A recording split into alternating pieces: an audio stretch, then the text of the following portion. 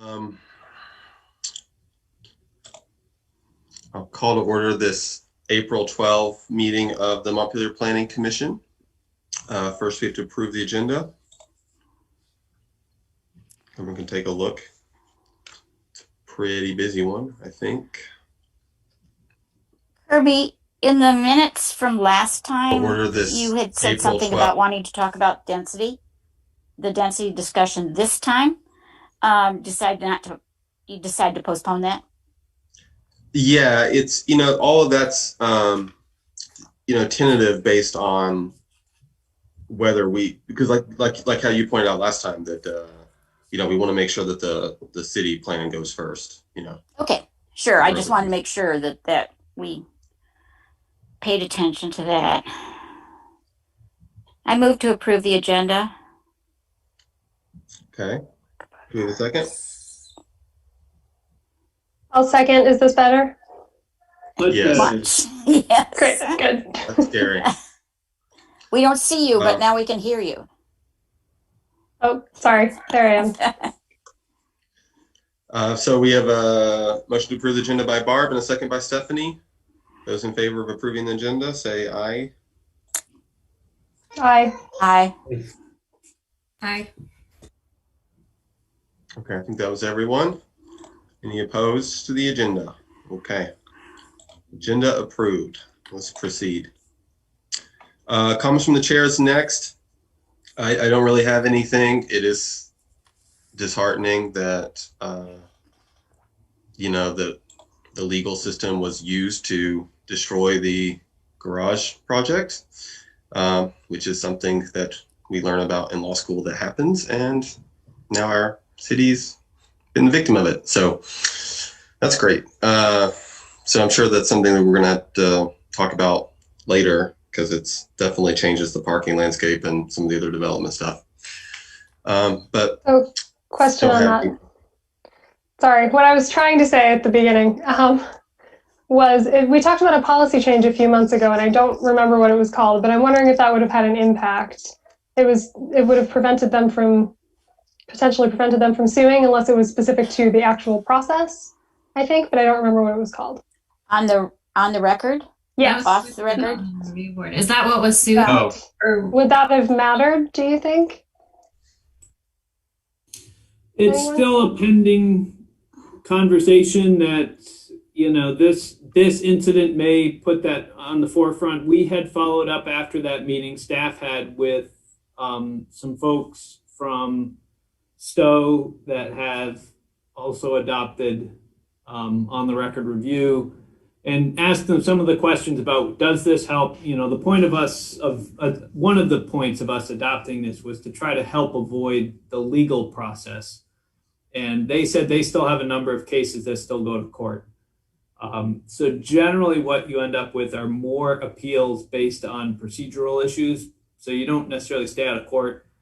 I think the question, and this is what we will have to, get when we have our combined planning commission, DRB, city council meeting, and invite in some folks from other communities, we'll want to ask some of the questions. One of which is, you may get appealed more, but are they kind of pretty routinely moved back, kind of routinely looked at and said, nope, rather than a 2-year appeal, someone can appeal to court and it gets, settled up in 5 or 6 months when the court takes a look at the facts and makes a decision.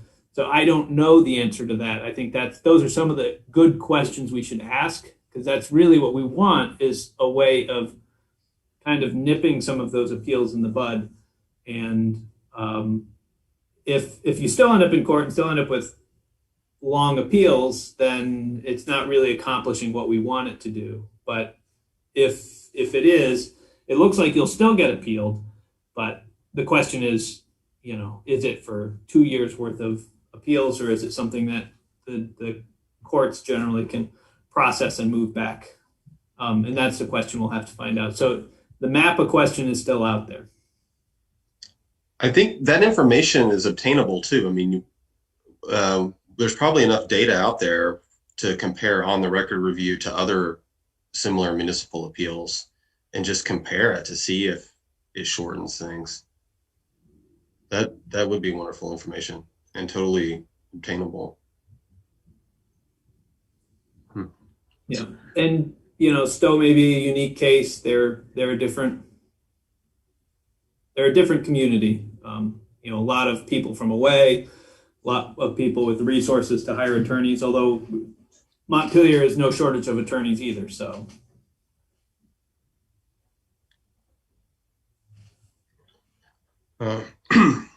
Yeah. Okay. Thanks, Mike and Stephanie. Does anyone else have anything else to bring up that's not on the agenda? Okay. We'll move on to general business. I don't believe we have any members of the public. We do not. And with that, we can go on to the minutes. So if everyone can take a look at the March 22nd minutes, and we can get those out of the way and move on to these 3 other items.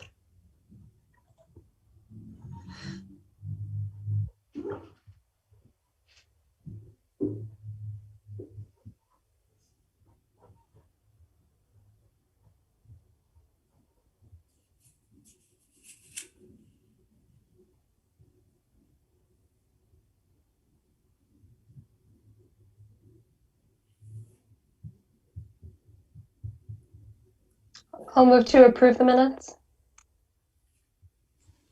I'll second. Okay, we have a motion from Stephanie and a second from Barb. Any discussion? Okay. Those in favor of approving the minutes, say aye. Aye. Aye. Aye. Any opposed? Okay, minutes approved, March 22nd. And on we go on the agenda. So we have the update from the working group on the transportation implementation strategy. Who would like to take over that discussion? Well, I suppose I can do it. Ariane can jump in at any moment. Mike led us through this whole process with is this the 3rd version, Mike? At least. Okay, all right. The 10th version for me, 3rd version for you. Yeah, and 3 is too many for me, so I can't imagine having 10. So he was looking at I shouldn't speak for you, but my sense was that he was looking to put it more into a more expanded format with more strategies that do in fact connect transportation plan to other plans that we will be discussing, like the land use plan, and later on, like the energy plan and all of those. So we did discuss some of these. Just speaking personally, and let Mike jump in too, is that my biggest issue with it is that I feel as if the aspirations should be clear cut, one simple sentence that somebody could actually repeat. So for example, aspiration A being, in Montpelier, it's easy to live and work without owning a car, period. That's the aspiration, without going on then to talk about how that would be achieved, because how it would be achieved should emerge in the goals from my standpoint. But do you want to touch on that, Mike? No, so a little bit of the reason why the second sentence is there, and I understand where Barb was going with this, and it makes sense. The reason why I put the second sentence in, when we did the original model early on, and we kind of framed it out, we really wanted the goals to connect back. There'd be certain targeted words that we would then have in the goals. And my thought was, and what I mentioned to Barb was, we could certainly, in the same way that, we have this version that we know isn't really going to exist. We've already had, John and Marcella and that subcommittee is already looking at the structure, so that's already going to get thrown into a completely different structure. We could just look at the second sentence, and we have a couple of these, I think, also in land use, where we have a second sentence, or housing, excuse me, where we've got a second sentence, and it may be just, it's useful in this format to have that second sentence, so we understand here's the aspiration with a little bit of a second sentence that then connects to the goals. But once we put this into John's format, we can drop that second sentence. It's really up to kind of what you guys feel comfortable with. If you think it feels intuitive that these 6 goals, are touching on things that aren't actually appearing in the aspiration, but it's clear that these goals are relating to the aspiration, and that, living and working in Montpelier without owning a car is not itself really something you can target. You kind of have to break that into a couple of pieces. What would that look like? What would Montpelier look like if you could live and work without a car? Well, it would have to be dense, and it would have to have this, and it would have to have this, and it would have to have this, and it would have to have this. And those are those 6 little pieces that would have to happen in order for that to work. So that's really up to you guys as to how you want to work with that. As I said, I think it's helpful in this format, but we also know this format won't survive to our final version either. Would somebody from the format committee like to talk about that? John?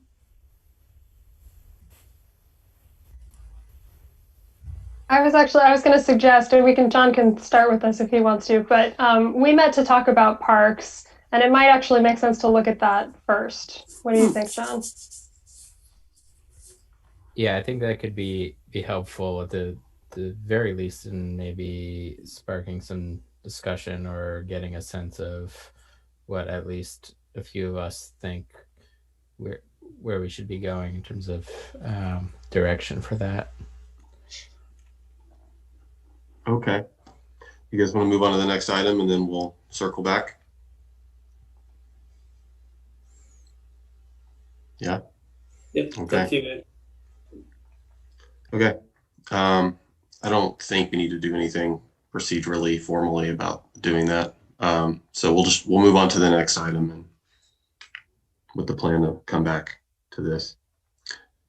Okay. We have the parks implementation strategy that was worked on by John and Stephanie, I believe, were the two, right? Yeah, so the attachment is the previous version. Oh, okay. Oh, okay. We don't have a new document. That's good to know. No, we don't. Okay. Go ahead. John, do you want to kick it off, or do you want me to jump in first? I think if you'd like to, I was just having trouble finding the map I was going to make, so I'm just going to recreate it because it only took a minute or two. Yeah, so we talked about mapping at our last meeting. So John had pulled together a map, so he can speak to that piece.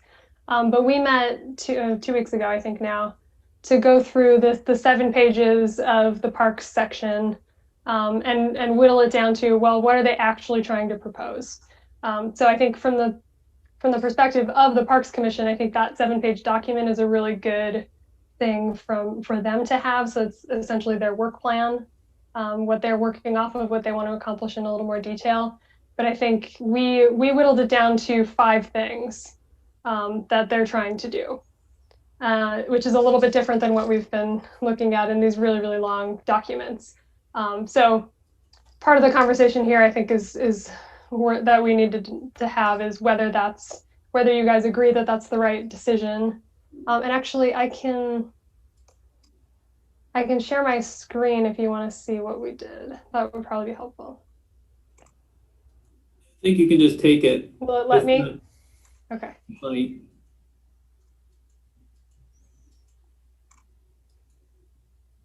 Okay.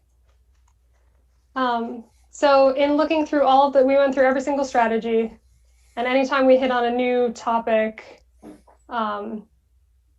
we wrote down a new thing. And if it was already addressed within these high level policy actions, then we didn't add anything new.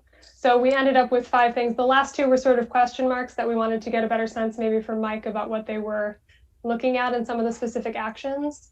But the vast majority of this 7 pages can be summed up in these first 3 things. So 1 is to adopt the updated green print plan and establish a related purchasing program. That one came up quite a few times in different forms throughout the document.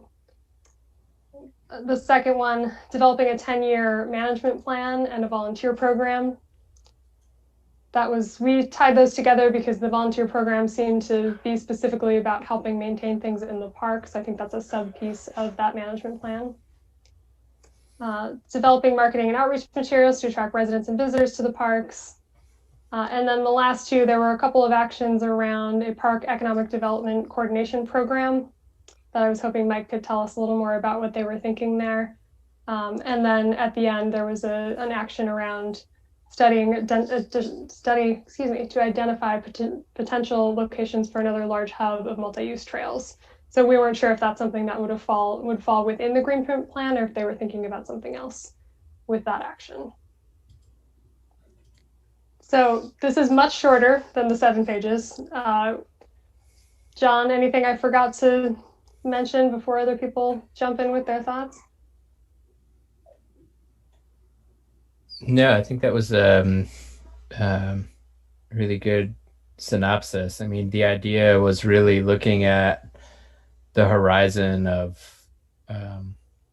how long and how often we adopt these plans and thinking about all the different sections of the plan and articulating our goals and the specifics on how to get there don't necessarily need to be detailed in here. Now, if there is something specific, we should definitely include it, especially as it relates to sort of land use or specific properties or locations that we want to see implemented in the plan. But generally speaking, it seemed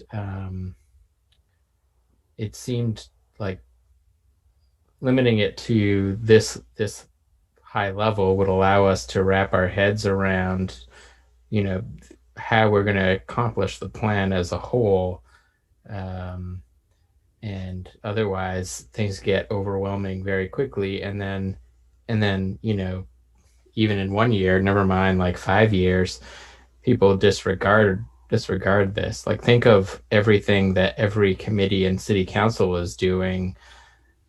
How often are they going to the city plan to get guidance or figure out if that's what their work plan previously said they should be doing? And how appropriate is it, given how quickly things can change, be it ways of accomplishing these goals or different opportunities presenting themselves, or as COVID showed us, our needs can change very rapidly as well. And coming up with these plans that have very specific actions seem maybe more appropriate at the programmatic level rather than a citywide plan. So at least for Stephanie and I, and talking through this, when we were going through those 7 pages, it was hard for us to figure out, like, how are we going to do this? But then when we went through it and kind of bucketed them into these 5 strategies, we're like, oh, like, this is how we're going to do it. Like, it's only these 5 things. It's not that crazy. And it may be exactly the same as what'll happen in those 7 pages, but at least for us understanding how we hit our goals, it's like, we're going to update this plan, we're going to adopt this new one, get this new fund going, look at some outreach material, and then we have these 2 questions. John, how does this fit within the formatting of, say, aspirations, goals, and strategies? Do these 5 fit within goals, or are they really even higher level and and become an aspiration level? How did you see these? No, this is how we like accomplish those goals. So those goals can actually be a little more specific, than these actions. They can those goals can add color, and those should also be real things that we can say yes or no to whether or not we accomplish them. But the goal is like, what are we trying to accomplish, and this is really the how. And it's not like a complete roadmap, but it's like the vehicle to how we'll get there. So these do sort of fit within the format of strategies, but in terms, let's look at aspiration A. Goal A is make Montpelier's parks a more vibrant part of the city's life. Then that might get rewritten or included as is. I think there's a decent chance it gets rewritten. Otherwise, every topic will be make fill in the blank a vibrant part of like Montpelier. Yeah. And we can probably bring some of them together, but I don't mean to minimize. Like I think recreation and our amenities and facilities are a huge part of our quality of life in the city, and it's not a small to have it be like a core component of our economic development program and at the forefront is not like it's not a small thing. Like this is I don't want to sound like dismissive of like, oh no, we don't want to make parks a vibrant part of Montpelier, or we're going to bundle it in with six different things. But I think when we have all of them together, then we can look at them and craft them with all of them in front of us, and in a way that makes sense. And these 5 what you're calling policy or actions would support each one of those goals. Okay, I see.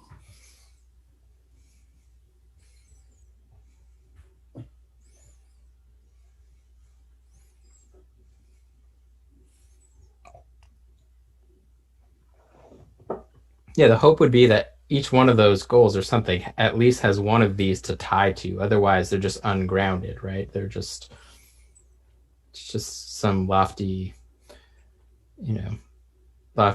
statement that we'd like. But if there's nothing, there's no program or project that's going to get us there, then it's just wishful thinking. So these don't get into necessarily the specifics of those, but at least we know we have a project or a program, and these in turn are also tied to a responsible party, right? So you're saying that we would still include potentially all of the goals that are in the park's plan, perhaps rewritten or adjusted, maybe some of them combined, the goals? Yeah, Stephanie and I had talked about reworking them some, and okay. Didn't I have them in here as they were written right now, because we didn't. Once we went through all of the strategies, we were like, that was a lot. We'll have to come back to this. But this is the list of what the goals were, and I might have accidentally deleted one, so I'll check back. But I haven't updated the aspirations yet either, but I think these could be much shorter and concise, like what we were talking about with transportation. So it's just that one high level sentence, like you were saying, Barb.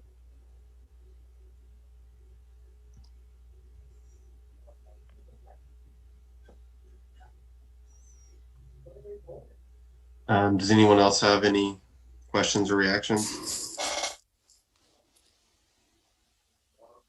What are your thoughts, Mike? So I guess I certainly see us going in a lot of these directions. We may have to end up with maybe a couple more, may not be 5, but certainly if it's down to 6 or 7. So a lot of what So a lot of this gets developed working with the committees and what they're trying to accomplish over the next 8 years. And so in a number of places, I already started to kind of lump them in, and I've been doing a little better job of doing that with these latest ones. So you'll see, they'll want to have like some outreach. So rather than having 4 different outreaches, I'll create an outreach program and start to have some bullets under them. And so there may be ones, there are even multiple ones under the same goal. So I think what you're talking about is certainly possible to start to kind of further condense them. But while I was working with them, it would be very difficult for me to kind of collapse their ideas down with them right there. I think what we can do is to do a little bit more of grouping things together and then kind of explain to them that, they have these other documents, but what we're trying to do is to kind of capture them and condense them down a little bit more. So yes, there is an outreach program. The volunteer program may be a separate program. Certainly the 10-year management plans are really looking at one set of things, but we can certainly, as I said, even if this longer list got collapsed to 6 or 7, I can certainly see that possible with some of those descriptions kind of coming in. A lot of this just comes with talking with the committees as to what it is they're trying to do. What are your goals? How are you going to do it? And then they kind of just start spitballing things, and then I start putting them into boxes. But I usually left them a little bit separate. So that's certainly understandable. Well, and I'll also say, Mike, I think with this one, so yeah, I can definitely see breaking out the volunteer program. That makes sense. It could make sense here or maybe as its own thing. But I think in some ways it was easier to do this with parks because when we went through it all, it felt a lot more concrete. I don't know if that'll necessarily be the case with all the other ones, but it felt like when we were talking about it, these are really the things that if they do these things, they will have accomplished what they're trying to do. And I definitely think it's something that we would send back to the committee and say, does this quantify all of the things that you're trying to do? Is there anything that we missed in terms of these really concrete actions? And it might be a little harder with some of the other groups in terms of what they've presented to us so far. But this one, when we went through each action, it really felt like it could condense down really nicely. Yeah, and as I said, I had been trying a little bit harder to start to group them. I didn't start to collapse them, which I think is what you guys did. But I did start to put them under, we should have a volunteer program to do this. We should have a volunteer program to do this. You should have a volunteer program to do this. And you guys just looked at that and said, let's just have a volunteer program and leave it at that. And I think that makes sense. But for the purposes of having them being able to get their thoughts down, I just kind of kept them separate and then gave them a similar heading. And you're right, some of the earlier ones, like the housing plan, I wasn't thinking in that way. And I think we can probably go back when we start looking at the housing plan to go through and say, these 3 are really just an outreach program. And these 3 here are really zoning changes that have to be made, and then start to group them together. Hopefully this makes things easier and not harder. Will one of you share this as a sort of template with the group, and maybe some of the other working groups can look to undertake a similar approach? So it's in the plan website folder in community services, utilities, and facilities. Okay. So we should all have access to that, or we can I can send a link out if anyone's missing it. Yeah, could you send the link? Sure, yeah. Yeah. That's where it is right now. So this sort of the expanded version that we're seeing would be considered more of a work plan. Is that what you were talking about, Stephanie? Would be a work plan to achieve these actions? Yeah, so their long list for that group is still, this is what the committee is going to be doing. We've just tried to distill that down to, so for the city plan, what does that look like? And just a few key things that they'll be working on. That makes a lot of sense to me. I don't know that we specifically missed anything. If we did, I think that's the point where either Mike can tell us, or we can, when we go back to the committee, once we have these final, to say, hey, here are the things that we heard you say in your work plan. Is this right? Did we miss anything? But yes, that's how I was thinking about it. Mm-hmm. Great. Yeah, and I was thinking as I was starting to group these together, and I'm trying to remember what group I was doing this for. Maybe it was natural resources, which we'll get to at some point soon. By lumping them together, it might encourage the committee to look at having kind of subcommittees or working things. So if you broke this into a couple of groups, it might make sense to go through and have like an outreach subcommittee. If you're going to have a bunch of things under an outreach, marketing and outreach might become a subcommittee. Economic development might be a subcommittee, and we can come back and talk about the economic development piece,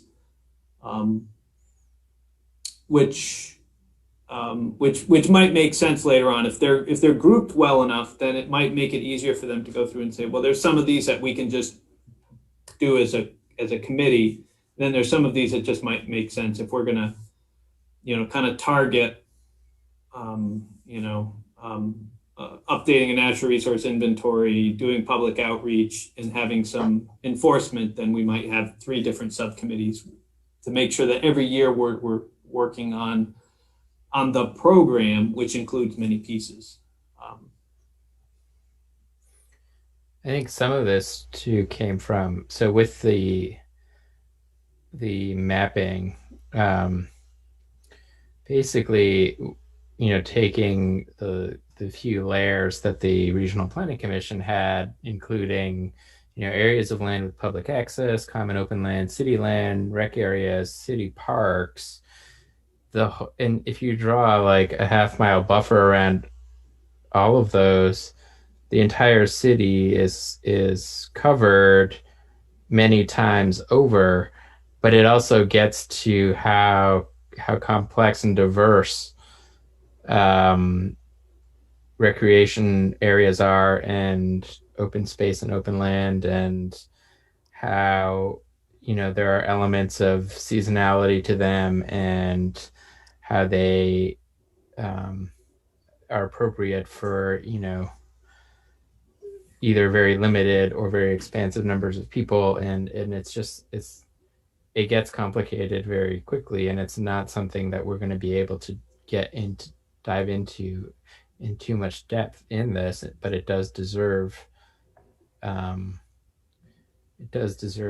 careful thought and planning. So something like the green print plan, or our maintenance plan, is something that should go into that. But we wouldn't want to shortchange it by trying to.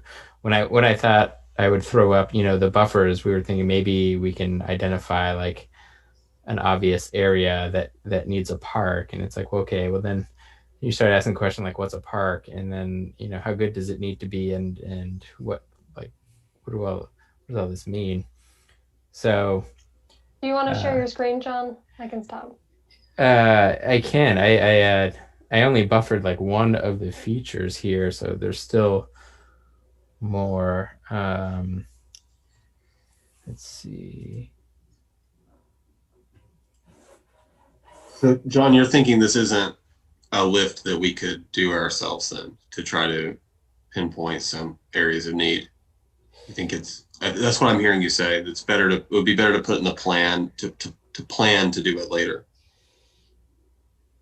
Yeah, or if there is an area, I think we should map out all of our existing resources, and get, if we do get some input, it could be worth annotating. There are, a couple neighborhoods that do seem like it's likely that they would benefit from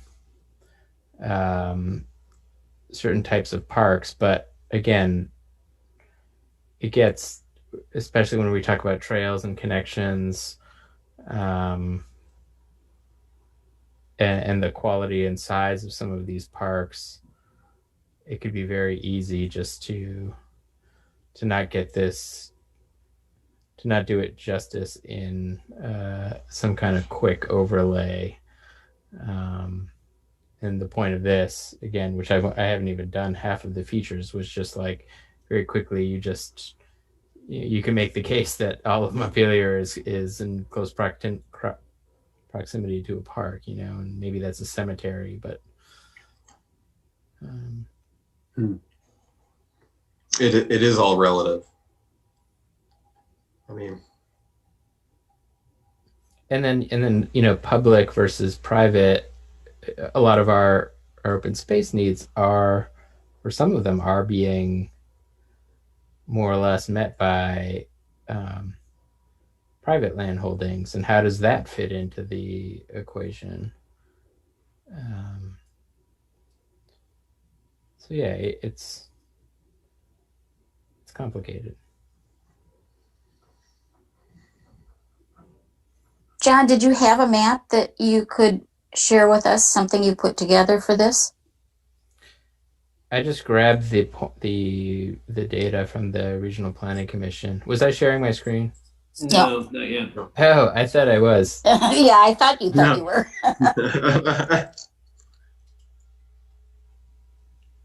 Can you see it now? Yeah, there we go.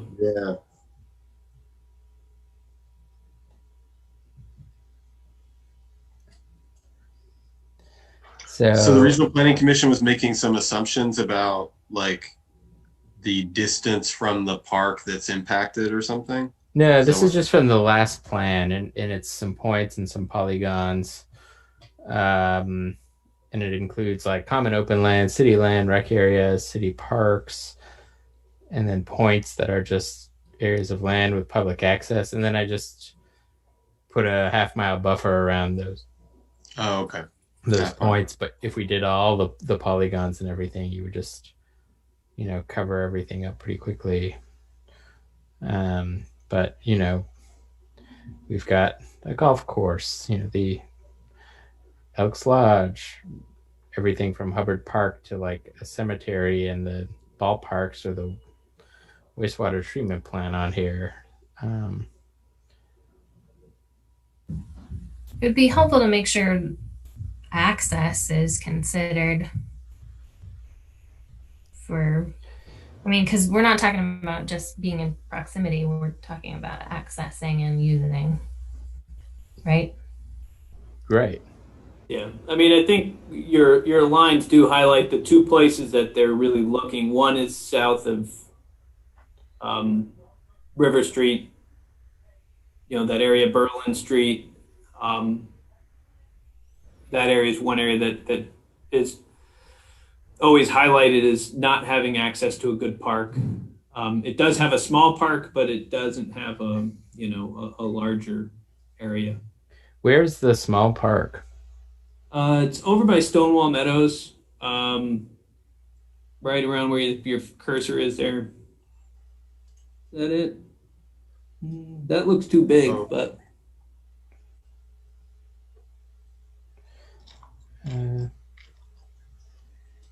Yeah, I think that might be it, but I don't think it's as big as you have it mapped to be.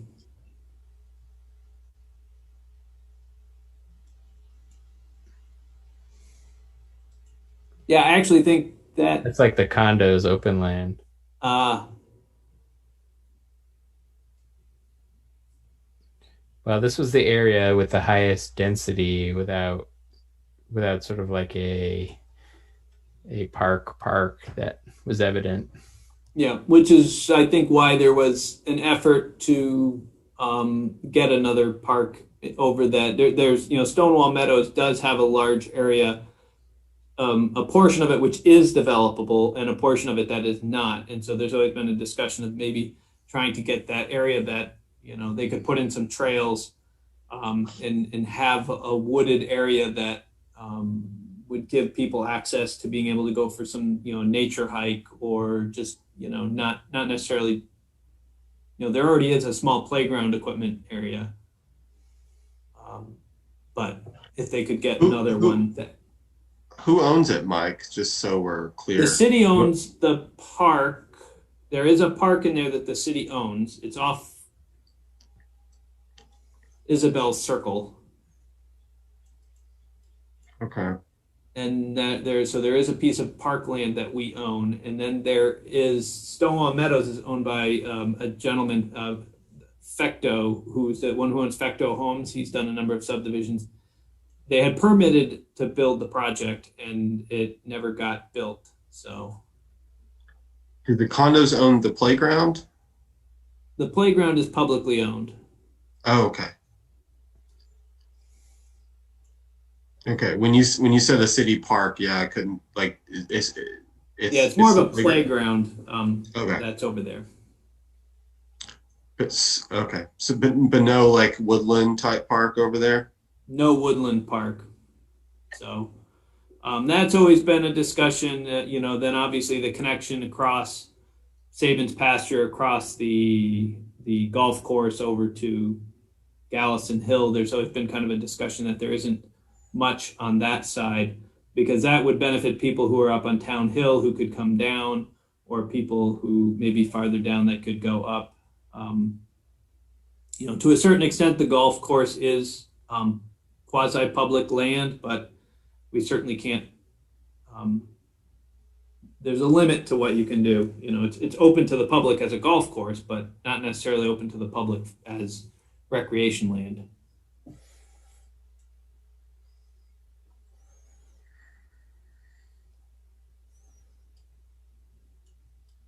And there's some, obviously that's up there near Northfield Street. There's some private land, but no public land. Okay, so let's. I think as John was saying, we can't do this justice now. But what do we want to do to make sure that it is done justice? Well, I think we'll be working on this as we start building out the plan, because the plan is going to eventually move into our online format. And I think as we start building that out, we would start working on developing how and what information we want to put on those maps to kind of give out to the public. And then if we've got as we are planning, we will probably have an interactive element to that. You can tell us as we're doing the public input, but obviously once we have our adopted plan, it can't have that conversational piece built into it. Could be, as I think we talked about, it can't be dynamic. The plan has to be static, but we can certainly have places that we can allow for interaction that's not technically part of the plan,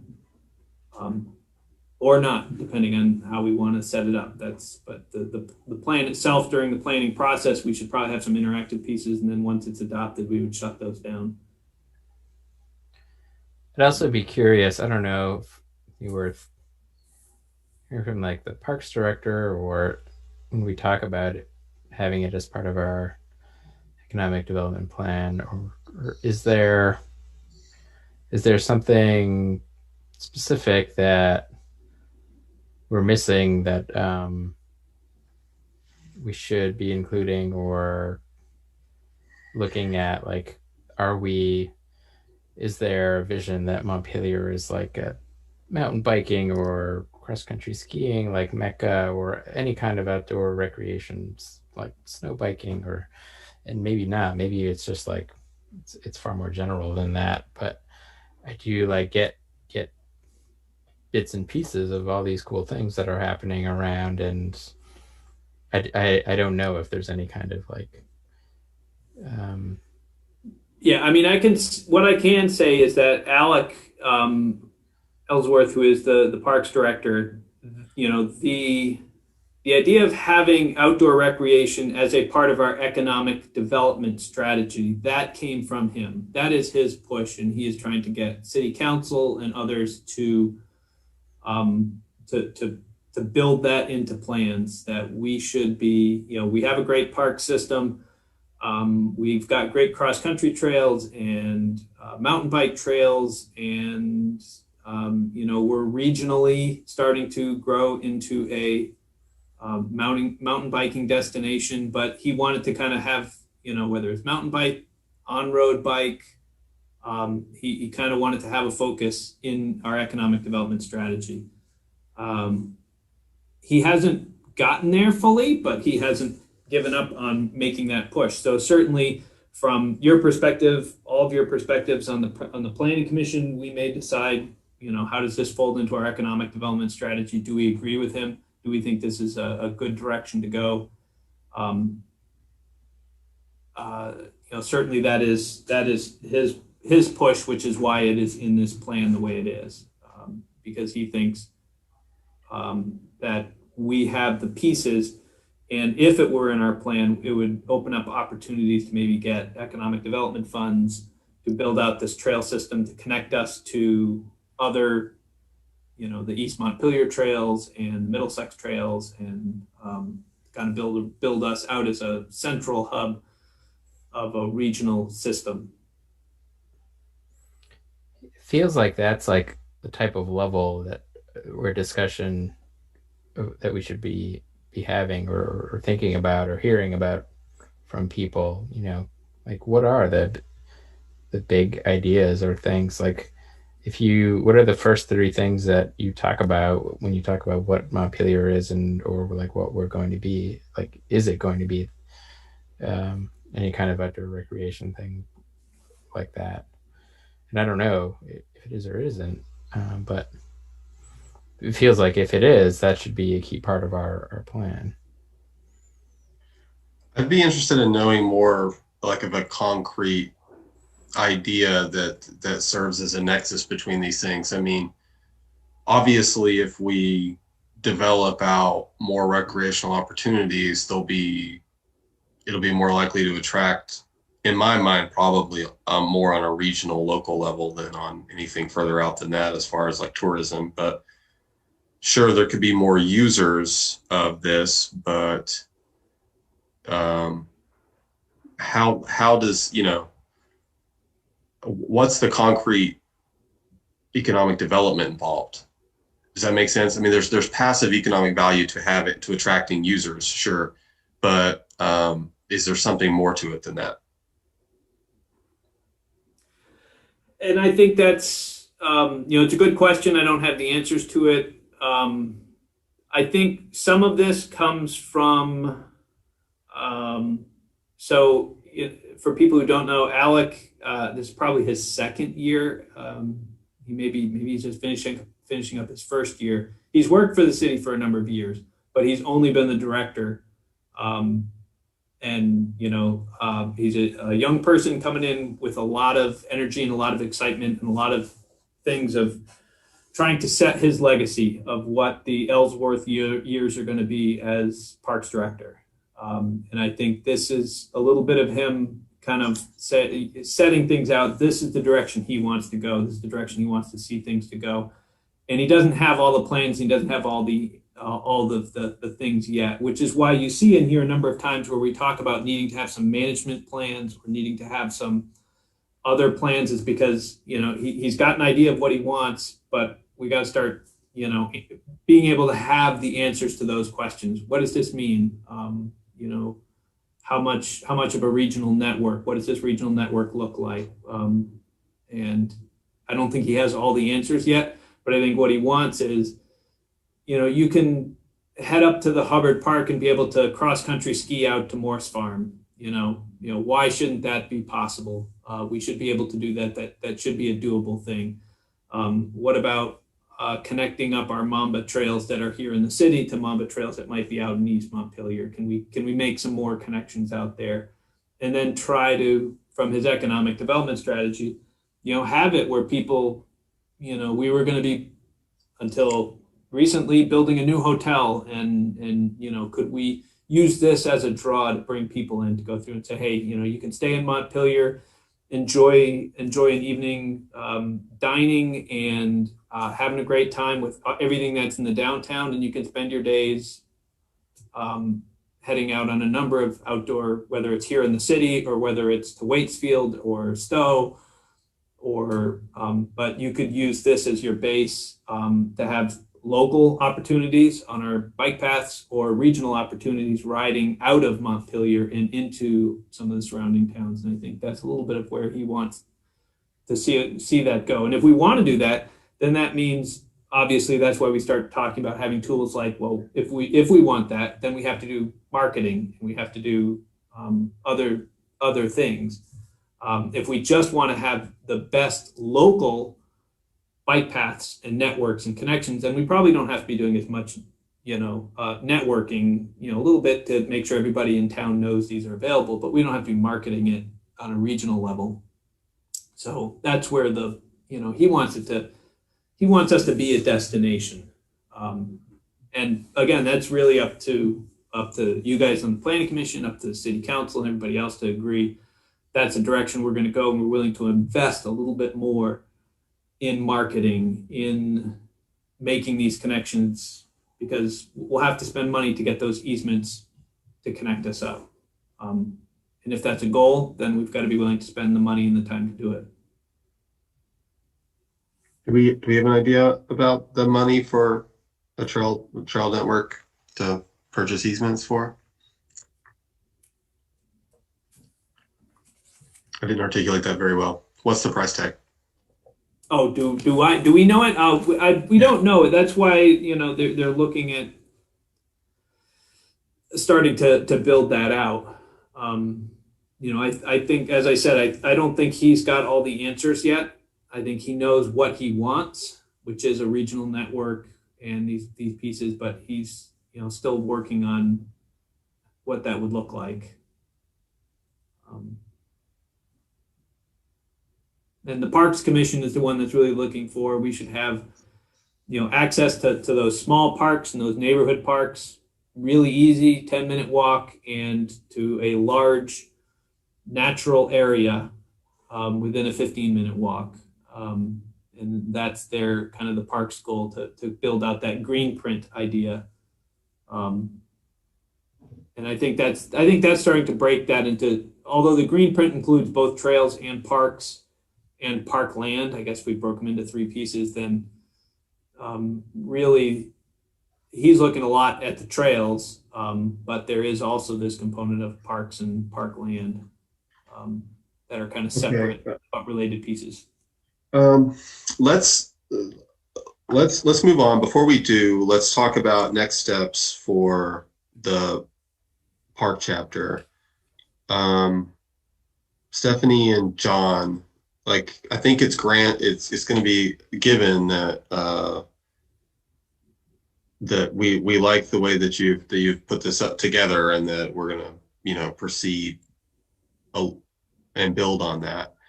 So what are we thinking as a planning commission for how to flesh it out in a lot of the ways that we've talked about tonight, like including in the chapter ways to address needs and underserved park areas and incorporating the economic development thing. So that's my first question, is what do we want to do for next steps before we move on?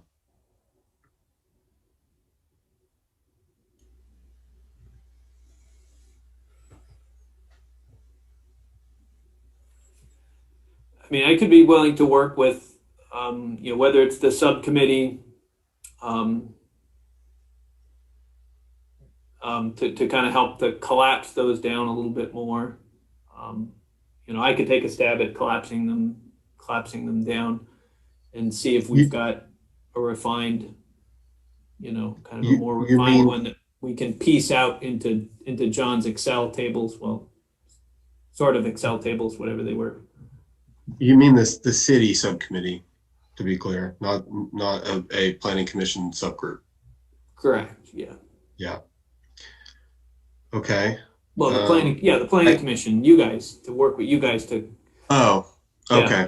Yeah, I would rather be working with you guys to get things done. I think I would rather get things to a point where we are comfortable with what we like before we start going back to other committees. So that way we can have a sense to say, we hear what you guys are doing, and you guys are really in the weeds, and that's great that you guys are in the weeds, and you guys can keep that chapter that you guys developed.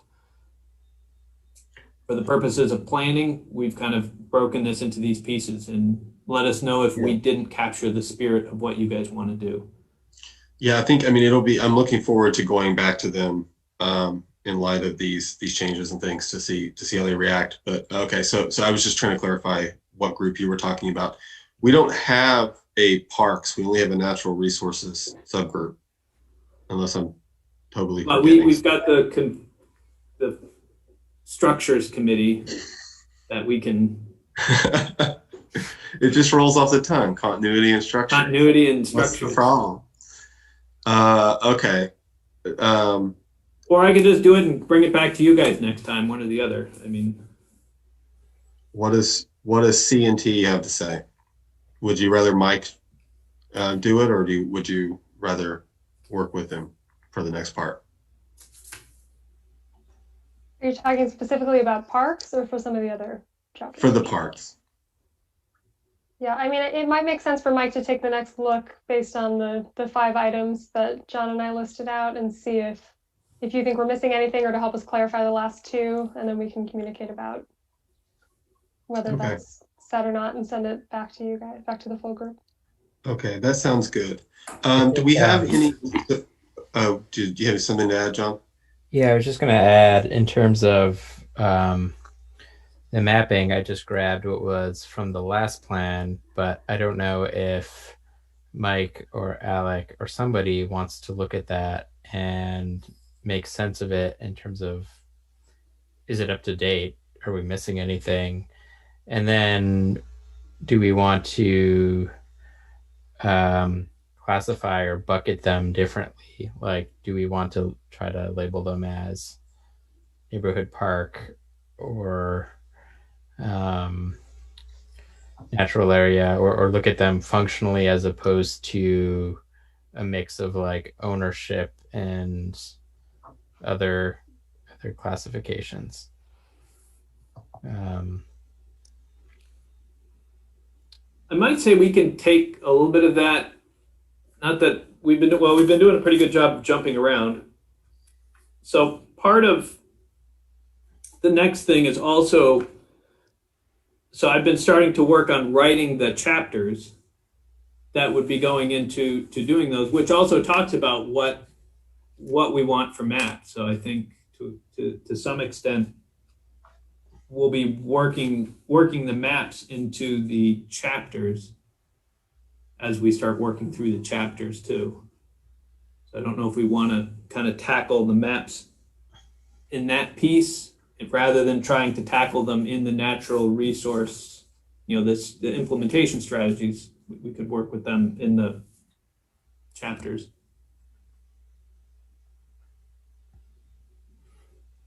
I don't have a preference. I think either way is fine. Just to move on the equity piece, is there an action that was articulated? Did I miss that, or is that something that Mike's going to work on, or is it incorporated in one of these already? I think if I'm understanding you, I think it's something that we still need to develop out some more, and so Mike was going to take a crack at it and come back. Okay. For within the chapters, or in its own chapter? When she said equity, I take it to mean like access to parks. That's what you're talking about? Yeah, and I was, based on what Marcella had raised, I assume that's what you were talking about. Yeah, that's one of the things. Has access and who doesn't, or is that like the determination of which neighborhoods are within X number of minutes? Either that, or just a way to write up something to put in the plan to ascertain that. So I think the green print plan, I think the idea of the green print plan, which they've proposed updating, is to look at that, is to specifically do that assessment of what are the different areas of where we have parks, what are the gaps, and then the purchasing policy is the second piece of that. How do we then purchase some of that land so it's not specifically called out in what we have for the actions right now, So it could be more explicit. But I think that's where I was seeing it addressed. And it could also be a matter of just programming. We might actually have the land or the park. It just might not be meeting anyone's needs, right? Like it's possible that there's accessible land that we own. It's just not programmed in a way that people want to use it. So I feel like the getting the input and hearing from folks on what we're doing right and how we can improve is yeah. I just didn't want to shortchange it, by drawing a polygon around a thing and stamping it and saying we got a park here, we did it. Yeah. And I think, and the reason why I brought up the written chapter is that I think some of these nuanced pieces fit well into the written text, which as I put a couple of these chapters together, I think we've got historic written, I just gave you energy. Some of these are what you want to say. It's easier to say it in the written text and go through and say, we've got to, like equity, we might be talking in the introduction of the parks section to kind of get into this idea that we have we've got great parks and we've got great things here and there, but it's not equally available to everybody. And I think that's easier to say in a written text that goes through and say, here's what we've got, this is what's going great, and here's where we're falling short. We're falling short by our own measures, and our own measures are on equity and on fairness, and these areas that don't have access to it also happen to be, have more of our affordable housing. So while certain areas are, wealthier areas have easy and great access to these parks and resources, our folks with less have less access, and that's a problem, and we recognize that's a problem. And we recognize it's something we have to work on, and we don't have a solution for it, but we've got this green print plan that has been our model, and we need to make revisions to that in the next few years to identify exactly how we're going to solve this problem. And I think that's easier to say than it is to build into an implementation strategy. That sounds good, Mike. Thanks. Do we have interest? I wouldn't mind reaching out to Alec and to ask him to come talk about his ideas about directly linking economic development with parks. Do you think that would be worthwhile? Do we have interest in hearing from him? I could certainly invite him. I think it's up to you guys. The question I think would be whether we wanted to finish tweaking these two pieces before we invite him, or just have him come in and just talk to him generally so we have his input before we do our tweaking. I think the latter sounds decent. I mean, I'm assuming he's not going to just like have some kind of pitch that's directly related. I think it would be more likely that he would just come in and give some of his ideas, and then we can kind of take those and see if they can fit into the plan or not. Does it sound like there's any interest in the Planning Commission? Does that seem worthwhile though? That's what I'm looking for from you guys. I'm seeing some very minor nods. I think it would be good. I mean, okay. Someone has ideas and a grand vision for, the future of our city, and there's a, director of a department, and they see this as the key to economic development and quality of life. Probably worth hearing from. Okay. So yeah, like I know you couldn't invite him, Mike, but I'm actually interested in reaching, if you don't mind, I'll reach out to him. And I mean, you can of course bring it up to him too, but I'll plan to get in touch with him because I'd like to have a conversation anyway, just to get a better idea of what he would talk about. Do you have his contact information? I was going to just go to the website and use the publicly available. If there's, if you can't find it, just shoot me something and I'll get you back the contact. Okay. I think I've met him a number of times before. I think I know who he is, but okay. That sounds good. Okay, so let's take what we've discussed here and let's go back to the transportation implementation.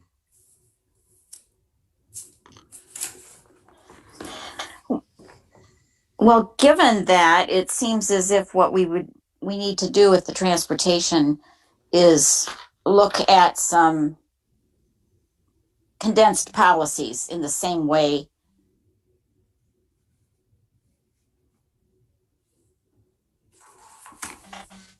Sorry. Yeah. Go ahead, Ariane. Oh, I was just going to say, I agree with that. Yeah, I feel like that's what we were sort of trying to do with the reorganization, but we didn't use the spreadsheet. And now that we've seen an example, maybe we can. Yeah, right. Yeah, we can do that better. Yeah. Yeah, I think this one's going to still be longer. It won't be down to 5, 6, or 7. Transportation is just a much more broad, diverse topic, so we'll probably still have more. But again, if we're digesting, 11 pages down to 15 things, that would be probably a pretty good shot. So maybe before the next.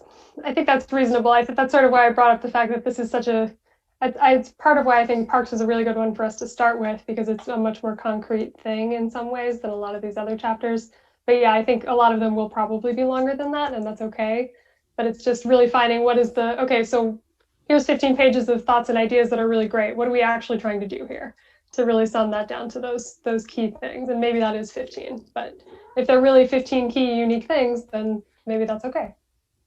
Right, so that's a good place for us to, it gives us a better place to start, sort of jumping in the middle of the whole plan rather than trying to work from the sidelines. So perhaps the working group needs to get together again and look at boiling these down. Ariane and Aaron, does that make sense?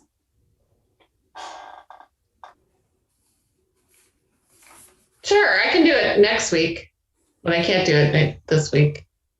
So, do you think that the work you've done so far, though, has helped you move towards being able to do it?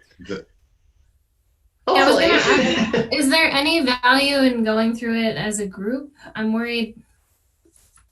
I don't know if rather than as subcommittees, or have we gotten far enough away from it now that we need like a reminder? I think I'd rather take a stab at it as a subgroup first. Now that we have this model for the parks one to be able to look at. Well, I'm confused as how the parks one was different than what we were talking about before, though. Oh, the parks one is what we've been talking about all along. Well, the parks one is significantly shorter. I mean, it's basically drawing together. It drew together 5 policies out of, I don't know how many strategies in this 11-page document. So it's significantly more concise, and the strategies in the 11-page or whatever it is, it becomes more of a work plan. So the longer version is the work plan, but what we're trying to use as a planning tool, at least the way I'm reading it from what was done for parks, was that we're kind of taking a higher level view of it and saying, okay, what are the policies that we need, or maybe the goals to accomplish this? And I think we could boil down some of the ones in the transportation. In transportation in a similar way. And I just think it's really difficult. I mean, for us to have developed this for parks as a group, I think would have been difficult. I like the idea of you giving a shot at it, because it may take more time than what we have now, and so if you guys can put some of the work in before we talk about it as a group, I think it will save time in the long run. But I'm also interested in hearing from Marcella more if she has like any concerns or questions about what's going on. Well, no, I mean, I get what you're saying, that they did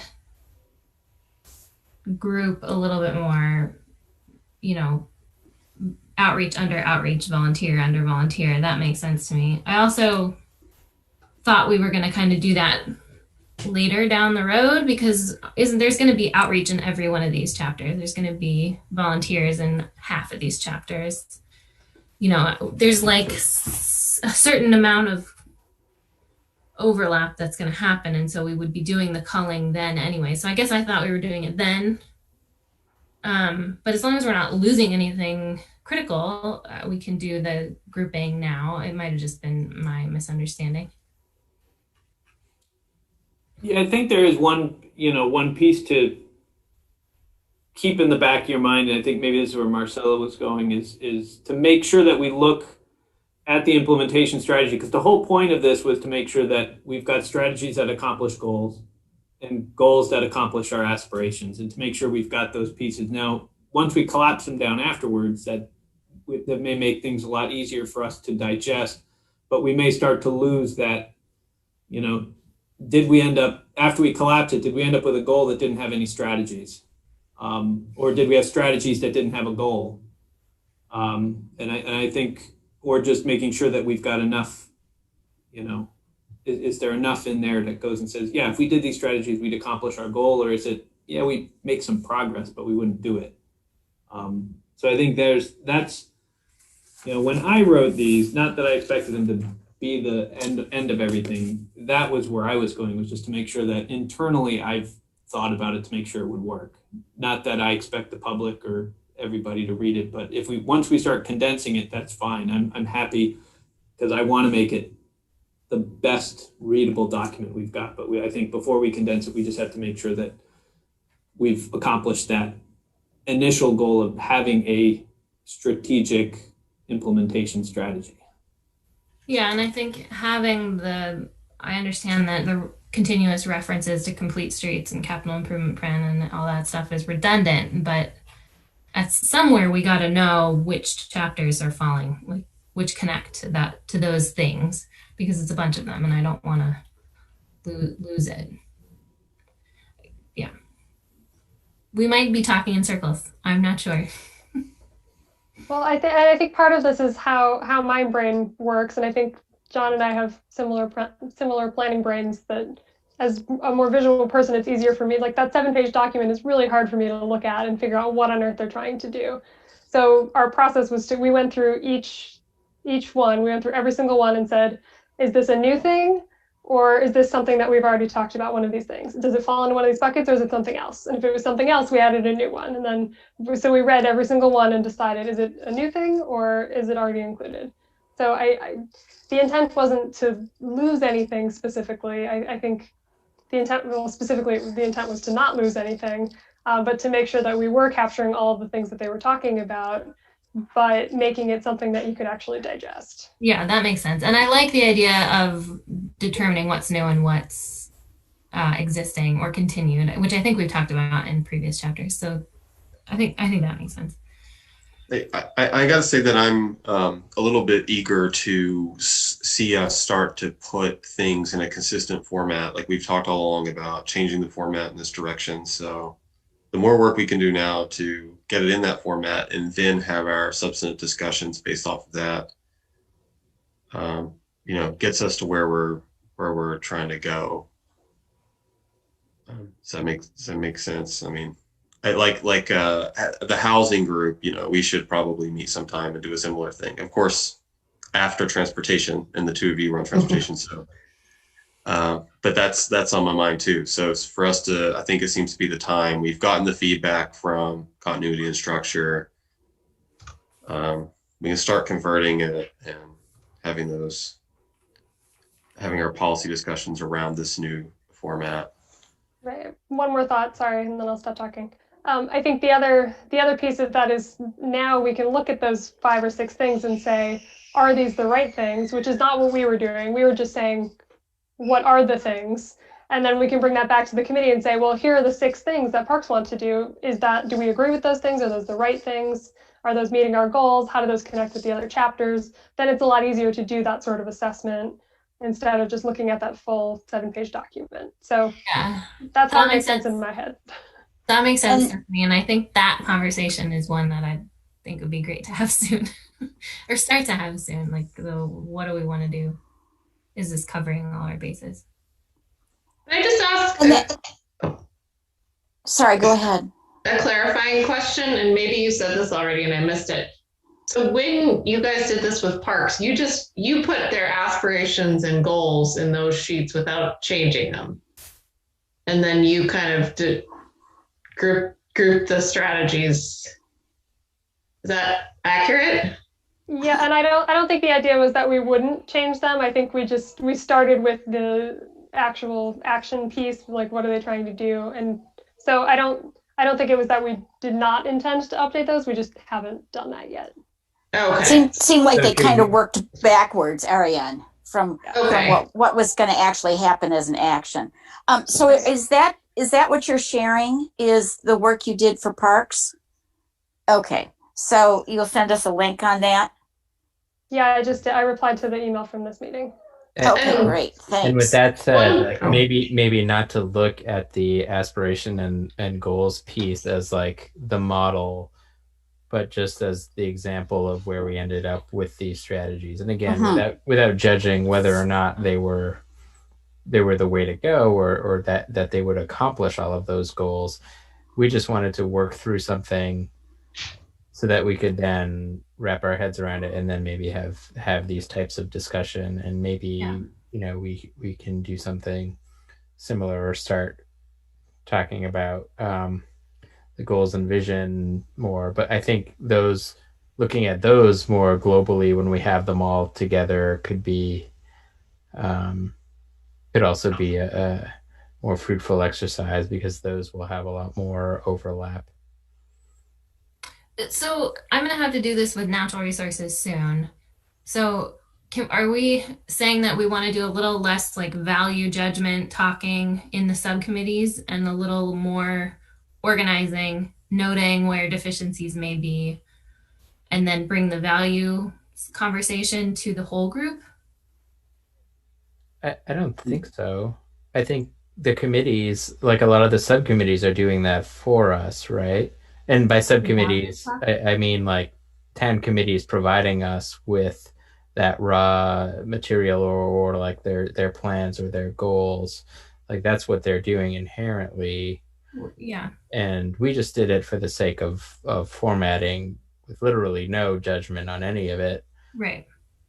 I think it makes sense for committees to start. We're going to have those discussions to make those decisions. So to the extent that subcommittees feel comfortable doing it, at least for me personally, I think it makes sense, but others. I think that my idea has been to, we want to get it into the format. So the form aspect of it is definitely something that we need the working groups to do. But kind of saying the same thing as what John and others have said is, don't feel like you're handcuffed though. If there's policy things that come up and you feel like you'd like to push for change in that direction, don't feel like you need to wait till it comes back to the Planning Commission. So you're saying add those policies in. Yeah, when you bring it back to the Planning Commission, then you can tell us what those changes were. I think that would be helpful. Right. Yes. Yeah. But go ahead and include them. Flag it. Parks was kind of like everyone likes parks, so we want park. Like it wasn't too complicated.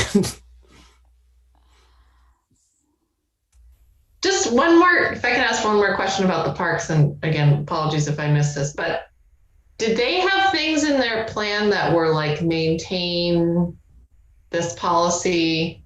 Because I'm kind of curious I think there's a lot of that in the transportation plan, and to me that doesn't really fit like into a goal or strategy. So I'm just curious if that was in the parks plan a lot.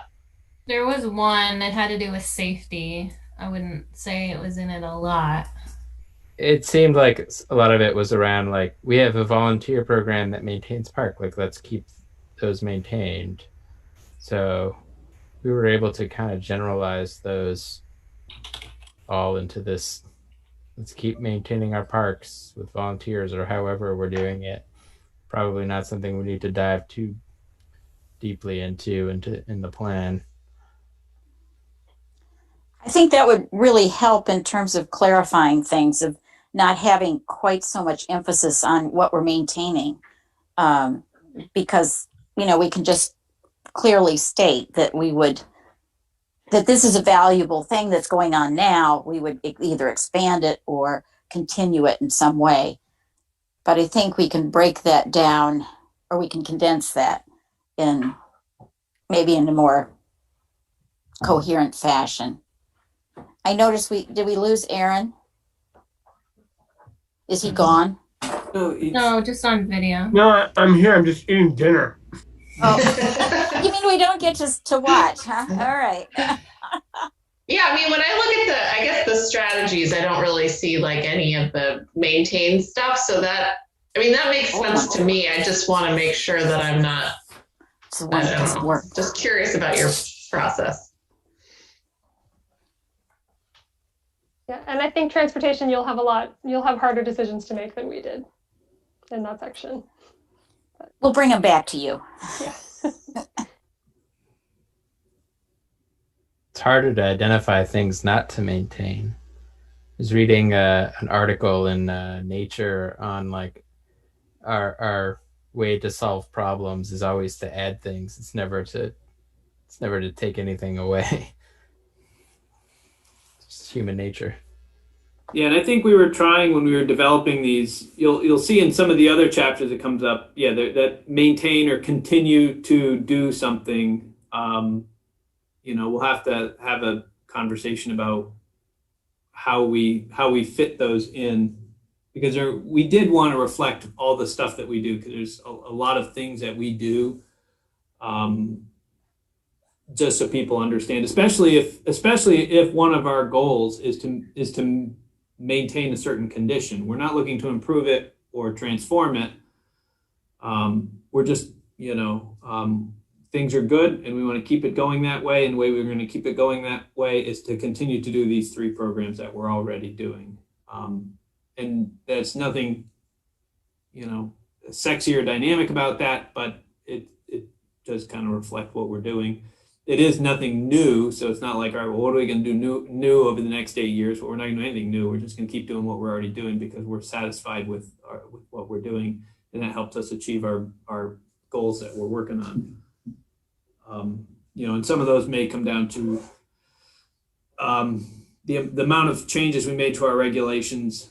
A lot of our zoning maybe, just continue to enforce our zoning the way it is because it's already doing a good job of protecting water quality and protecting open space, so we'll just have to see as we work through it how we make those pieces,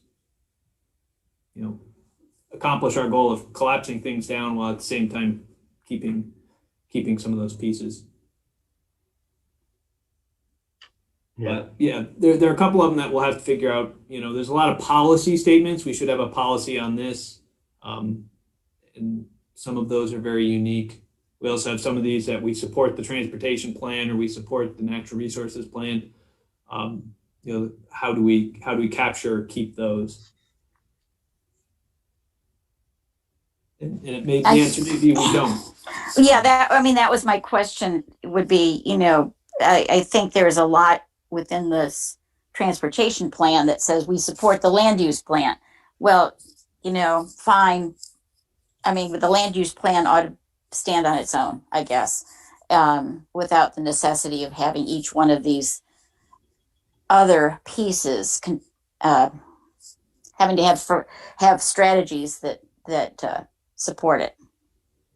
And there were a couple of those in parks and we took them out. I think part of it is because this is one plan. All these actions are going to come into one big list at the end. And if something relates to economic development and parks, we can note that. We can say, hey, this is a park action and also an economic development action.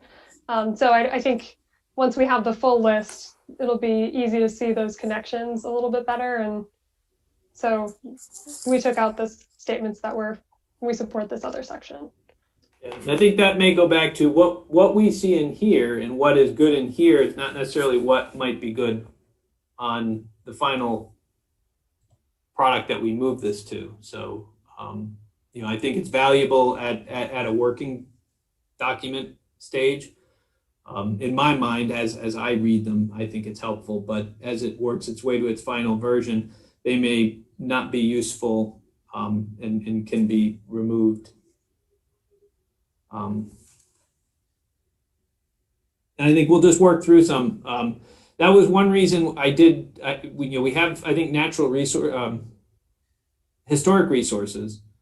We have both a chapter and we have the implementation strategy, and that's one very simple, very straightforward chapter that we can always start to work through. And parks is another one that's fairly straightforward that we can kind of work through.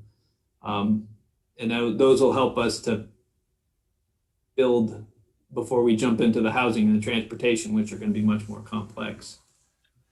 So, Mike, you've sent us both those parts of historic resources?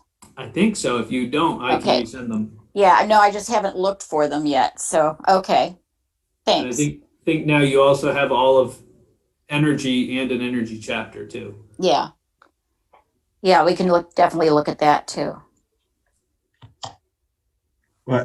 Wait, is the energy in like an updated format? Yeah, what I sent you this time was the written text of the energy. So it's the energy chapter as opposed to the energy implementation strategy. So like the overview, right, Mike? I mean, is it intended? Well, when we build out the website, we're going to have a web page that has energy, and it's going to have the energy chapter, and it's going to go through an introduction, and it's going to have, we've talked about having maps and links, and an introduction to the implementation strategy itself. It'll have maybe a paragraph or two that says, this is what our implementation strategy looks like. And if you want more detail, here's the link that would take you to what John had kind of developed, which was this, whether it's the cards or whether it's some format that we have. What we're working on right now is an implementation strategy that would have all those strategies, because we don't want to talk about every one of those strategies. We want to condense our topics down to a bite-sized piece. So a member of the public who's interested in what is the city's plan for housing, they don't want to read the implementation strategy. They want to read a written description that really talks about what is housing, why is it important, what's our goals. Same with energy. And we wanted to kind of digest it down to about 1,000, 1,500 words. Energy is a little bit longer. Again, it's a first draft. We can cut it down. But you do kind of go over what the implementation approaches are. Yeah, because within that chapter, understand what our goals are, but we're not really getting into the weeds of everything. What we want to do is to convey the importance and the ideas.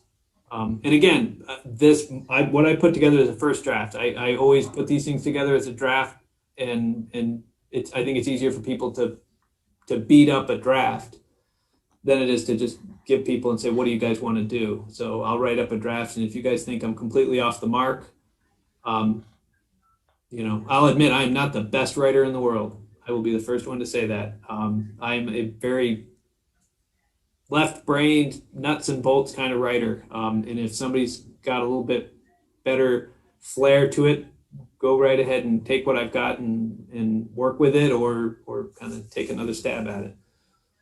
Or tell me I'm not right and we need to reformat to do something different. I'm good with that too.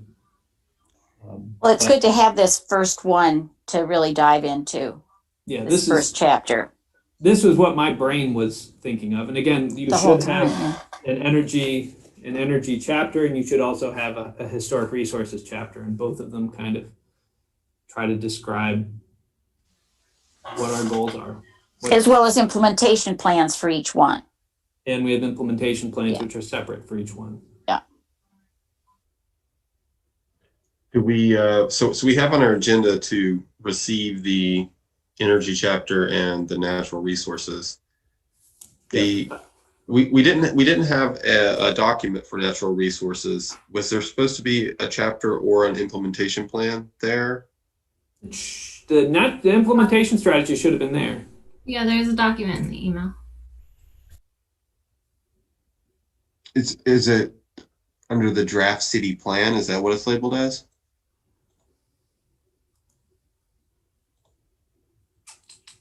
Yeah, okay. It didn't say natural resources. Oh, yeah, okay. MC, because the city plan MCC, that's Montpelier Conservation Commission. Okay. So that's why I should have renamed it. It was power? Okay. No, if I don't move, the electric guy turns off my power on me. Okay. So yeah, so that's the tax department bathroom is that way. You take too long, you're in the dark. Okay, so do we want to jump into either one of those? We have about 22 minutes. I mean, I wasn't planning on necessarily presenting them. I just wanted to make sure you guys received them, so that way you guys have them a couple of weeks in advance. But certainly welcome to either introduce them or answer any questions or talk about them. Since natural resources is a big one and we have the implementation plan, do you guys want to spend a minute on that?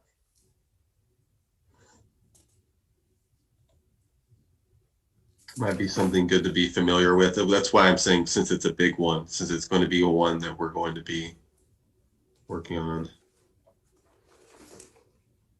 So, I mean, I guess I get the quick introduction on natural resources. It actually breaks down fairly nicely into three chunks, the three aspirations. So one is really about kind of understanding the natural resources, and what they want to do is to make sure that they've got their mapped natural resource inventory. So that's one bite. We need to understand our natural resources, and their focus to do that is through that natural resource inventory. We want to do the inventory and do the analysis and make it publicly available. The second piece is about having Montpelier citizens are informed and are engaged with the natural world. So again, same as you've seen this theme in a lot of places. We kind of have an understanding. We got to understand what's going on. We want to get the public. We got to reach out to the public, and we want the public to be engaged. And I think you'll see that in historic. You'll see that in a number of chapters where, there's an understanding piece and an outreach piece. And then the third piece is our strategies that we do to protect the environment. And a lot of those natural resources tends to fall into into regulatory. So you'll see a lot of stuff about the Unified Development Regulations and those types of things. So there's a couple of conservation programs. So I think if you were to go through, you would probably, if you were doing some grouping, you'd probably find a whole set of groups that are going to be kind of in that Unified Development Regulations conservation program.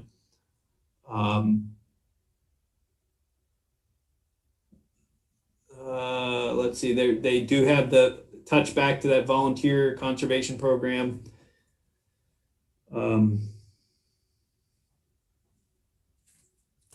Hey, Mike. Yep. Does drinking water get folded into the plan at all? And is it in natural resources or in facilities? It's under utilities, but there's certainly an overlap. Protection of water quality is clearly in the natural resources, and that drinking water that water quality that goes into our drinking water is also a related piece. And is that the same for wastewater too? It would be, yeah. Okay. Yeah.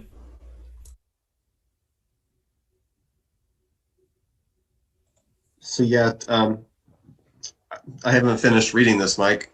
What's the spoiler on the plan for addressing stormwater in the long term? Again, this is where we get a lot of these ones that kind of connect. This plan and utilities plan kind of connect up a lot. Within the utilities plan, there is a proposal to create a stormwater utility. Now, you guys don't have the utility plan yet, but it's been framed out. that we will create a stormwater utility, and that is a lot of the ones that you'll then see in here about talking about how are we going to make ourselves improve the water quality. So, is there any contemplation of either updating or replacing the system? The stormwater system? Yeah, you mean the combined ones? Yeah.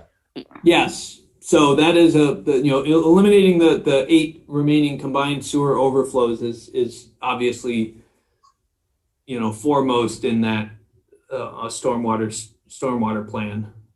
Okay. It's just, they've got a couple of things that they're doing to minimize the chance, like they're going through and doing a bunch of programs right now to eliminate roof drains. I think there's a number of state buildings on State Street that have some still connected, and those contribute to some of the problems that we have. So we've kind of got a program where we're working with a number of landowners where like the roof drains can be easily separated, or sometimes not easily separated, and that's part of the problem. I think we used to have, I want to say 50 combined sewer places, and we're down to 8. So while we do get beat up a lot in the press, it is something that the city has over the past 20 years worked aggressively on.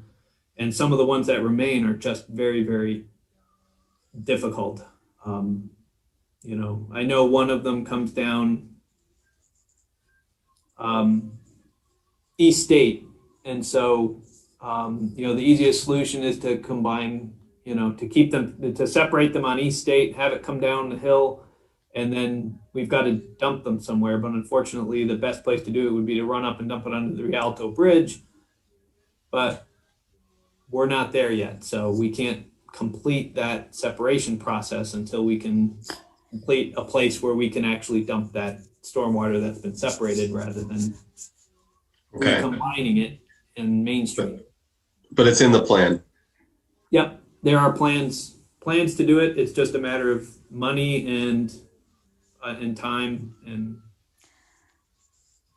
then we've got all the other private ones. So when we talk about the stormwater in here, well, the stormwater utility would still again start to be able to regulate private parking lots as well. But we obviously can also regulate stormwater through our zoning. So when we talk about stormwater, we're usually talking about, well, we've got these programs, stormwater utility being a program, and we've got regulations where we've gotten our zoning. So then an issue like the roof drains, is the plan, if we eliminate those as contributing to the sewer, the storm sewer, then where are they supposed to discharge? On site? Is this a case? They'll discharge into a storm sewer rather than discharging into the sewer. Right now what happens is they end up discharging into the sewer, or they're discharging into a combined sewer.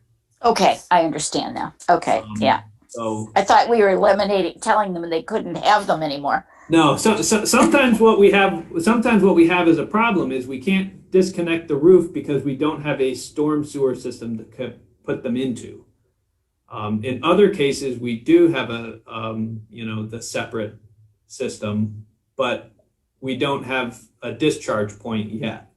So we end up connecting, we have a sewer line and a storm sewer line, but at a certain point they have to be combined because we don't have an outflow yet.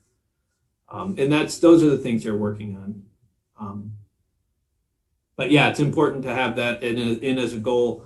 And again, the more we can talk about under natural resources in these different places that we can talk about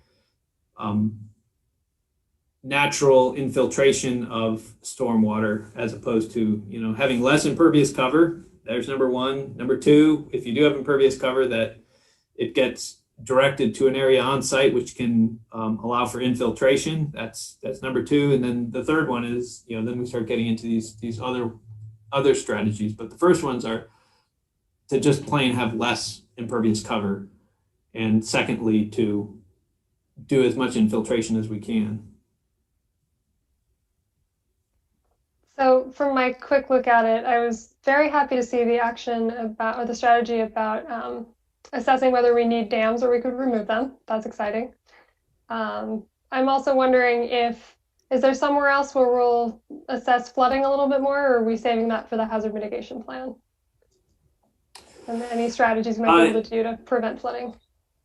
It should be probably, depending on what aspect of flooding you're talking about, it could be in emergency services, and it could be here. I mean, obviously, certain natural benefits discussions we would probably want to include as much as we can here. Mm-hmm. Our discussion of the fluvial and the river channel movement, that should be in here because that's really talking about a lot of the water quality. Right. I think it's also worth, I think within Montpelier, our rivers are pretty tight and there's not really a lot of space in most of the town to actually do anything about that in terms of like a restoration project. But I think if we start looking a little further away, like a little further upstream on the Winooski, there are opportunities, I think, where we could help with projects that would reduce flooding in Montpelier potentially. So I think it's worth having a conversation around that. And that was my day job hat, and I'll take it back off. Thank you. Yeah, I mean, we do have a river corridor. Really, it runs only from Cummings Street Bridge up to the Wrightsville Dam, because that's really the only place where we have a stream channel that can move, right. Which is why that's the only place that we've regulated it. As much as the state may like us to have more of the Winooski, the reality is most of the Winooski and most of the lower North Branch are channelized, and there's no real opportunities to restore them. No, there definitely. might be some. Yeah, and a lot of it, once you get onto the Winooski, if you start talking about wanting to have, even if you had room where maybe we could have a little bit of maneuvering, due to the location of the railroad, a lot of those soils in there are going to be, they're not going to be soils we really want to encourage erosion on, because they're urban soils. They're located close to these rail lines that have had a lot of crud in them for a long time. We also have a lot of brownfields that are located, whether it's Pioneer Street or up farther where Malone property is. While they are redeveloping that site and they are capping that site and doing a lot of work, there's still brownfields. We still wouldn't want to see the river meander. And by the time we reach up to Route 302, we're pretty much out of the city. That Stevens branch becomes the city boundary.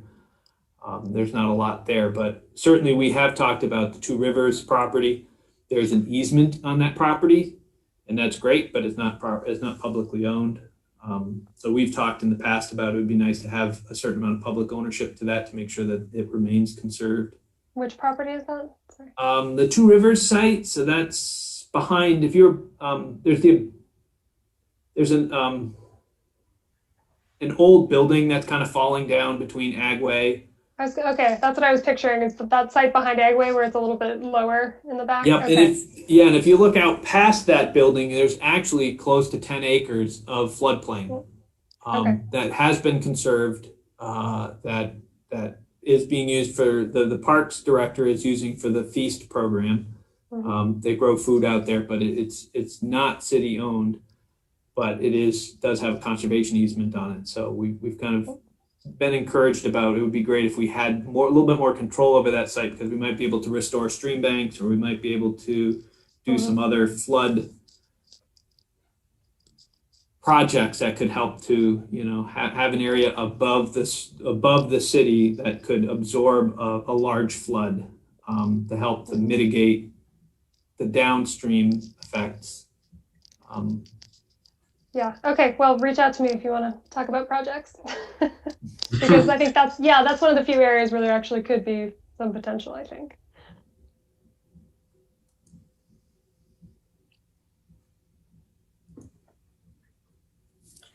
Okay. Well, I think that gives us a decent overview of some of the highlights in here. So thanks, Mike. Yeah. And the summary of the energy plan, again, so all the chapters, and feel free, if we have suggestions to change things up, by all means, we should have a conversation on it, because I've just been starting to write chapters so we can start to have them. And, even just to read them generally, just go through and see, I write an introduction. How does the energy chapter relate to other chapters? Summarize information about Montpelier. What would we have for maps? What types of things would we want to see in a map? And then try to summarize our aspirations and goals and our outline of the implementation approaches. I think is a little longer than I would like here in the energy plan, but I got my ideas down. We can always wordsmith it and start to shorten it up. But I wanted to kind of get the thoughts of, so if somebody, and read it from the viewpoint of somebody who's in the public, and they may end up being rearranged. We may move, this piece up or this piece down, but that was kind of the thought, was that, somebody who's a member of the public who is just interested in what our energy plan is, to try to read this, can they read it in about 5 minutes and kind of get a sense of what's going on, without getting into the weeds, but giving them enough of a sense that they really understand what our goals are and how we're going to do it. Should we have the continuity structure working group take a look at the chapters and see if we want to have a consistent format for that also? Well, Mike, are you planning to use a consistent format in writing these? That was my plan. So like all the subheadings you have in here, Mike, are things you were thinking of doing for every chapter? Yeah. Okay. And you've taken the aspirations and goals and put them together without defining which are which. Is that correct? Yeah, and the format of that might change. I kind of put them there. I just put the aspirations. I didn't even put the goals. It says aspirations and goals. I just put what the aspirations are there on top. That may not stay there. That it may stay there. Again, that I think comes to the continuity and structure to kind of understand how we want to have that discussion. But again, read it for how it is trying to tell the story to a general member of the public. And if you don't think I'm even close, then that's fine too. Again, I'm trying to put in a first draft so we can start having something to beat up, and we're going to find things that, I think you did a good job talking about that, but I don't think we talked about enough, or I think we completely missed on something else. So again, I think an efficient use of our time might be to have continuity and structure look at a chapter. They could use energy as an example, to go through and give general feedback for others. And then later on, as Mike starts to draft chapters, all of us can sort of have the same education, so to speak, from the continuity and structure and what they had to say. And then we could go through and wordsmith individually maybe later on. Because if we start, I feel like if we spend time to wordsmith something now, I don't know, things could change, or as a group our view on it could change. Does that make sense? So just getting the format consistent and then going back later at the end to make sure to do the have continuity structure, look at it. We all go over that feedback together, and then we can start sort of assigning, everyone or people could volunteer to wordsmith certain chapters later on. But at least we're coming from a similar place that way.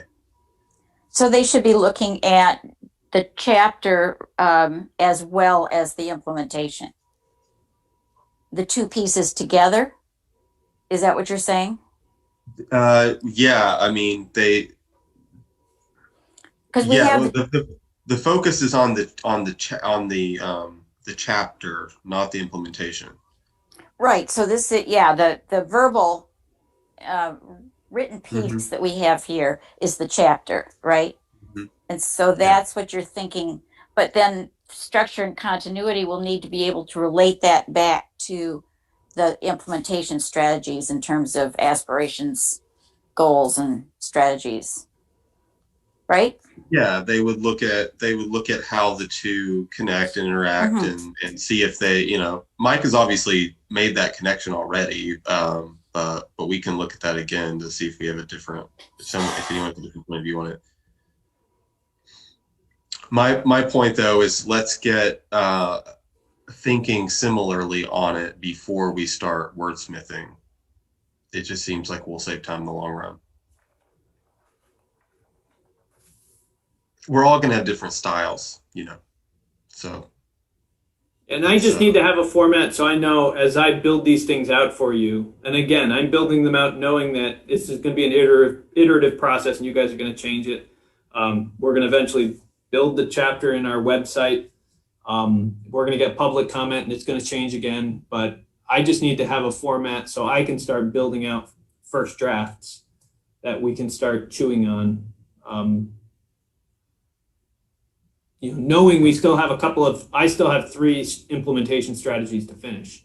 But the emergency services, the police commission won't be wrapped up until July. So I haven't been in a rush. They've been busy. So I've been I figured let's start working on these chapters and implementation strategies. Let's start nailing down a few of these and we will eventually come back to finishing. Utilities and facilities is mostly mapped out, but our engineering team is down 2 people right now. So I'm trying to not stress them out by trying to work with them too much. But and the other thing is what the chapters that are remaining are the facilities, the community services. So we did parks, but I still have to do recreation, senior center, education, you know, a couple of these other ones. But none of them have committees, except maybe recreation has a committee, but most of them don't really have committees. So so a lot of those I can do in-house and just work with the directors of those departments. And so those should go a little bit easier, like community justice for some of the justice pieces, the fire department, police department, emergency services. Those will all be in one chapter. And then the rest of the community services will be in another chapter. Utilities and facilities will be in another chapter, but there really aren't committees that I need to work with. So that becomes a little bit more flexible to get those wrapped up later. But of the 8 chapters that we are pretty close to implementation strategies that we're pretty close to finishing, we can start writing chapters and starting to flesh some things out, because that would give us an opportunity to start getting some input from the public. Oh, and land use, which I need from you guys, but we will, I think land use will kind of fall into a certain place once we've, you know, again, worked our way through all the other chapters. I think land use kind of will become pretty obvious. Okay. Well, that sounds like a good plan. So no big pressure on continuity and structure, but let's wait to hear back from them and before wordsmithing the chapters. Then after that, we can kind of divvy it up. Okay. Well, thanks everyone. Does anyone have anything to bring up before we adjourn? So how did things go, Marcella? Oh, with their thesis. Well, it's the final thing is due this week, so I'm like, I feel still, but the defense went well. Thank you for asking. Good. Congrats. Nice. Thanks.